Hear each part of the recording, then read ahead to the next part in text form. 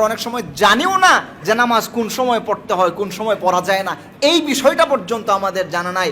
আমি দু একজনকে এমন অবস্থায় নামাজ পড়তে দেখেছি যখন নামাজ পড়া নিষিদ্ধ। উনি হয়তো বা জানেনই না যে এই সময় নামাজ পড়া নিষেধ। হাদিসের মধ্যে এসেছে তোমরা 3টি সময়ে সালাত আদায় করবে না। আল্লাহ পাকের জন্য নামাজ আদায় করতে হয়, তারও ভিতরে টাইম টেবিলেশন আছে। কোন সময় আপনি নামাজ পড়বেন, কোন সময় নামাজ বেশি গুরুত্বপূর্ণ, কোন সময় ইবাদতগুলো বেশি কবুল হয়, এগুলো জানতে হয়। আমরা খালি খুঁজি যে হলো বাটা শোরুমে কবে ছাড় দিবে। আমরা বুঝি অমুক কোম্পানির মাল আগামী ডিসেম্বরে তো মনে হয় নতুন প্রোডাক্ট দিবে, তো ওই সময় ছাড় দিবে, ওই সময় কিনবো। ফ্রিজটা ওই সময় কিনলে ভালো হবে, ঈদের আগে আগে, তখন ছাড় দেয়। এসিটা তখন কিনলে ভালো হবে হলো শীতের দিনে, তখন গরমের দিনের চাইতে দাম কম থাকে। এই হিসাবে জুত বুঝে কূপ দেয়। কিন্তু ইবাদতের ক্ষেত্রে কিন্তু জুত বুঝে কূপ দেওয়ার মুসল্লি আমরা অনেক কম।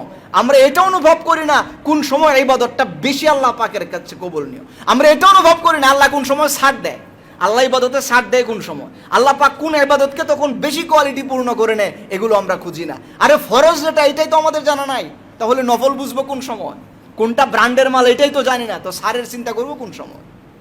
আল্লাহ রাসূল সাল্লাল্লাহু আলাইহি ওয়াসাল্লাম বলেছেন 3টা সময়ে নামাজ তোমরা আদায় করবে না। আর এক, বাদা সুবহুস সাদিক ইলা তুলুইশ শামস, যতক্ষণ না পর্যন্ত শুবে সাদেকের পর সূর্য যতক্ষণ না পর্যন্ত উপরে উঠে না আসে ততক্ষণ পর্যন্ত তোমরা সালাত আদায় করতে পারবে না। ওই যে ফজরের নামাজের ওয়াক্ত শেষ হওয়ার পরে 20 থেকে 30 মিনিট সময়, ওই সময়টাতে নামাজ পড়া নিষিদ্ধ। 2, যখন সূর্য ঠিক হাদিসের মধ্যে যেভাবে এসেছে, আমি হাদিসটা বলি তো একটু বুঝতে কঠিন হবে, তাইলে আমি বলতে পারবো পরে সহজ কোনটা। আল্লাহ রাসূল বলেছেন বর্ষার ছায়া যখন তার মাঝে থাকে, আল্লাহ রাসূল বললেন বর্ষার ছায়া যখন তার মাঝে থাকে। এবার বুঝেন, এটা হাদিস পড়তে গেলে অনেকগুলো ব্যাখ্যা বিশ্লেষণ করেও পড়তে হয়। এটার অর্থ হচ্ছে ছায়া যখন দূরে না যায়, মানে ঠিক বরাবর উপরে যখন সূর্য থাকে, যখন মানুষের ছায়াটা বের হয়ে না যায়, অর্থাৎ মাদ্দা কথা হচ্ছে সূর্য যখন ঠিক মাথার উপরে থাকে তখনও সালাত আদায় করা হারাম, নিষিদ্ধ। আল্লাহ রাসূল বলেছেন আরেকটা হচ্ছে যখন সূর্য যায় ডুবে ডুবে অবস্থায়, হাত্তা ইয়াগরিবাহা, যতক্ষণ এটা ডুবে না যায়, ডুবে যাওয়ার আগ পর্যন্ত, ডুবার সময় থেকে ডুবে যাওয়ার আগ পর্যন্ত মাগরিবের আগের যে সময়টা, ওই সময় সালাত আদায় করা হারাম, নিষিদ্ধ। আল্লাহ রাসূল বলেছেন কেন? আল্লাহ রাসূল বলেছেন যে ওই সময়গুলোতে সূর্যের সামনে শয়তান তার শিং নিয়ে দাঁড়িয়ে যায়। আল্লাহু আকবার বলে আমরা জানি না। আল্লাহ রাসূল বলেছেন ওই সময়গুলোতে শয়তান সূর্যের সামনে তার শিং নিয়ে দাঁড়িয়ে যায়। এই জন্য রাসূল বলেছেন দেখবা পৃথিবীতে যত সূর্যের পূজারী আছে তারা এই সময়গুলোতে বেশি ইবাদত করে। যারা সূর্যের পূজারী তারা সূর্য উদিত হওয়ার সময়, অন্তত সূর্য অস্ত যাওয়ার সময় তারা বেশি ইবাদত করে। আর আল্লাহ রাসূল বলেছেন তারা সূর্যের ইবাদত করে না, তারা ওই সময় শয়তানেরই ইবাদত করে, কারণ শয়তান ওই টাইমগুলোতে সূর্যের সামনে এসে তারা 2 শিং দিয়া সূর্যকে মাঝখানে রেখে দাঁড়িয়ে যায়। আল্লাহু আকবার বলে। আমরা এটা বুঝি না, আমরা দেখি না, কিন্তু রাসূল দেখেছেন যে শয়তান কিভাবে দাঁড়ায়। এটা আমাদের চোখে বোঝা যায় না, কিন্তু উনি দেখেছেন। সুবহানাল্লাহ পড়ে। যারা রকেট দিয়ে চাঁদে যায় ওনাদের চোখ দেখেছে চাঁদের বালি কিরকম। যারা মঙ্গলে যাবে তারা হয়তো বা দেখবে, দেখে এসে যা বলবে তা আমরা তা বিশ্বাস করিনি। আল্লাহ রাসূল যে দেখছেন তারপরে বলতেছেন এইটা খালি মানতে নারাজ। আর বিজ্ঞানীরা যদি কিছু দেখে এসে বলে তাহলে এটা 100% সত্য।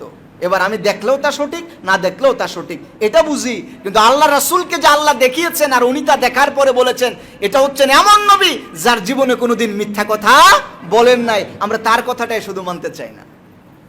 আল্লাহ পাক আমাদেরকে বুঝার তৌফিক দান করুন, আমরা পড়ি আমিন। আল্লাহ রাসূল দেখেছেন শয়তান কিভাবে দাঁড়ায়, এজন্য ওই 3 টাইমগুলোতে সালাত নিষিদ্ধ। এখানে আরেকটা কথা আছে, একবার আল্লাহ রাসূল নিজেই মাগরিবের আগে 2 রাকাত নামাজ পড়তেছিলেন আসরের উপরে। রাসূল না নিষেধ করছেন ওই সময় নামাজ পড়ার জন্য, তাহলে আবার রাসূল নিজেই কেন পড়লেন? এখন যদি এই এক হাদিস পড়ে দলিল দেয় তাহলে তো এই হাদিস দিয়া এইটা নামাজ পড়া বৈধই। আল্লাহ রাসূল এই হাদিসের অন্য হাদিস আবার জানতে হবে, এই হাদিসের ব্যাখ্যা। আরেক হাদিসের মধ্যে এসেছে কয়েকজন সাহাবী আয়েশা সিদ্দিকা রাদিয়াল্লাহু তাআলা আনহাকে প্রশ্ন করলেন যে আসরের পরে মাগরিবের আগে নামাজ পড়ার বিধান কি? তখন উনি বললেন আমার কাছে না যাই না, তোমরা অমুক সাহাবীর কাছে যাও। তখন আরেকজন সাহাবীর কাছে গেলেন, উম্মে সালামা রাদিয়াল্লাহু তাআলা আনহা, ওনার কাছে যাওয়ার পরে উনি বললেন শোনো, আমি রাসূলকে নিজের চোখে দেখেছি আসরের পরে মাগরিবের আগে নামাজ পড়তে। তো এই যে হাদিস এতটুকু যদি কেউ পড়ে, তাও এখান থেকে সে দলিল নেবে, হাদিসের শেষ পর্যন্ত না গেলে।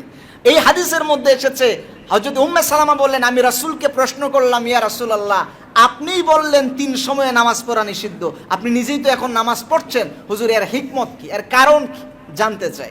আল্লাহ রাসূল সাল্লাল্লাহু আলাইহি ওয়াসাল্লাম তখন উনি বললেন যে, উম্মে সালামা, তার বাবার নাম ধরে রাসূল বলেছিলেন, অমুকের বেটি উম্মে সালামা, তুমি আমাকে যে নামাজ পড়তে দেখেছো, এটা আসরের পরে মাগরিবের আগের নামাজ নয়, আমাকে বনু সম্ভবত বনু কোরাইজা অথবা কোনো একটা গোত্রের লোক রাসূল সাল্লাল্লাহু আলাইহি ওয়াসাল্লামের কাছে এসেছিল, তাদেরকে দিন বুঝাতে বুঝাতে আল্লাহ রাসূল বললেন, জোহরের পরে যে 2 রাকাত সুন্নাহ আছে, এই 2 রাকাত সুন্নাহ পড়ার সময়ই আমি পেলাম না।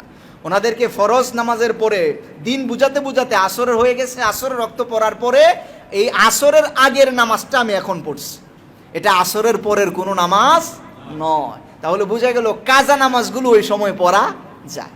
এই হলো এই হাদিসের ব্যাখ্যা। নফল নামাজ ওই সময় পড়বেন না, তবে কাজা যদি হয় যায় অবস্থা, তখন কেবল পড়া যায়। এই ধরনের অনেকগুলো মাসআলা আমাদের জানা দরকার নামাজটাকে সুন্দর করার জন্য, কোয়ালিটিপূর্ণ করার জন্য। আল্লাহ পাক তৌফিক দান করুন, আমরা পড়ি আমিন। আমাদের নামাজগুলোকে আল্লাহ রাসূলের নামাজের মতো, সাহাবায়ে কেরামদের নামাজের মতো করে আল্লাহ পাক বানায় দেন। আমরা